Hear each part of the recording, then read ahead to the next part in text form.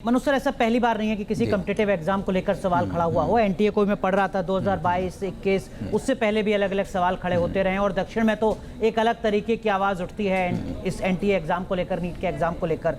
समाधान क्या हो सकता है? जो बच्चे हैं उनको एग्जाम तो देना होगा सर। देखिए, ऐसा है कि आप कुछ भी कर लीजिए, मेरा ये मानना है कि देखिए प्रोसेस ट्रांसपेरेंट, सारी बातें बिल्कुल ठीक हैं, लेकिन अगर जब तक आपका जो टोटल जो एजुकेशन का जो बजट है वो 3% से कम होगा आपकी जीडीपी का, जो कि हमें पिछले 20-25 साल से हमारी डिमांड है कि कि इसको हमें इंक्रीज़ करना है। अगर अमेरिका की बात करें या बाकी डेवलप्ड कंट्रीज़ के, बाकी अगर हम जो डेवलपिंग कंट्रीज़ की भी बात करें, उनका भी बजट हमसे डबल है, दुगना है। और उसी तरीके से अगर हम पब्लिक हेल्थ की बात करें, हमारी पब्लिक हेल्थ जो नेशनल हेल्थ पॉलिसी में ही था कि 2.5% ऑफ द बजट हमें हेल्थ में खर्च करना है, और उस हेल्थ में ये एम्स जैसे इंस्टीट्यूट बनाने का भी उसमें ऑप्शन है, प्रावधान है। और उसमें और जब इस तरीके के कॉलेजेस बनेंगे, मेडिकल कॉलेजेस, तो इंस्टीट्यूट उसी का जनरली पार्ट होते हैं। तो आप देखिएगा कि और लेकिन उसमें भी जो टोटल खर्चा है हमारा उसके आधे से कम है।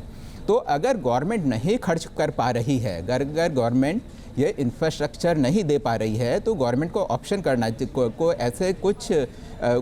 को ऐसी पॉलिसी लेके आनी चाहिए कि प्राइवेट कैपिटल इसमें आए और रेगुलेशंस गवर्नमेंट के हाथ में हो, लेकिन रेगुलेटरी कंडीशंस इतनी आसान हो या इतनी क्वालिटी ऑफ एजुकेशन में सख्त हो, लेकिन इन्वेस्टमेंट में आसान हो, ताकि ये नेटवर्क हमारा फैले।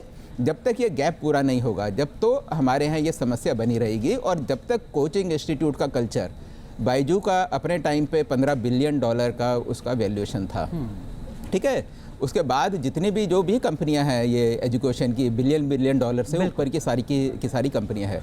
कोचिंग इंस्टीट्यूट आज भी जो है वो हज़ारों करोड़ों के कोचिंग इंस्टीट्यूट है। जब तक ये कोचिंग इंस्टीट्यूट यहाँ रहेंगे, तब तक हमारे देश का एजुकेशन सिस्टम का सत्यानाश रहेगा और इस तरीके की चीज़ें हमारी होती रहेंगी। आप कितना भी इसको कंट्रोल कर लीजिए, ये उसमें एक हमारे एजुकेशन सिस्टम में पैरासाइट की तरह इस तरीके के लोग हमारे यहाँ रहेंगे।